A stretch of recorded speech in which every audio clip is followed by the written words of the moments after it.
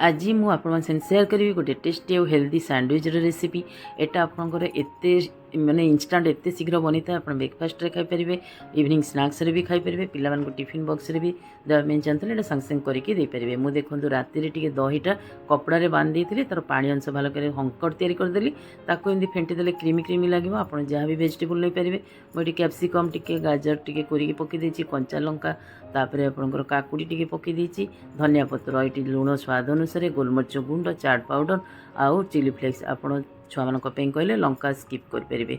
मुझे देखूँ धनिया पुदीना गोटे चटपटा चटनी बनवा, धनिया पुदीना, कंचा लंका, अदा, 2टा टमाटो, ब्लैक सल्ट, चाट पाउडर, गोटे भजा जीरा पाउडर टिके, गोटे चामच हूँ गुड़ गुंड, आ मुझे हूँ सेव टिके नहीं जाइए। आप चाहिए भजा चना भी नहीं पारे।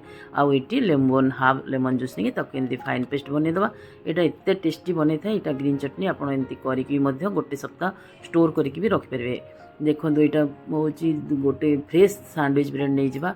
यहाँ आपको किसी भी गैस लगे पड़ोनी, सांगे सांगे एमती करी छुआ मान भी ब्रेकफास्ट दे पारे, आ बड़ मैंने भी खाई पारे। बहुत टेस्टी बनी था। आप थर करूँ, मत कमेंट कर जनइबे केमती लगुच। ये देखो गोटे पटे साइड पेस्ट लगेदेवे, गोटे पटे साइड धनिया पुदीना चटनी लगेदेवे, बास मझीरू काटिदेवे। मुझे आप रेसिपी पसंद होता, रेसिपी लाइक शेयर करें भूलें। चैनल मतलब सब्सक्राइब।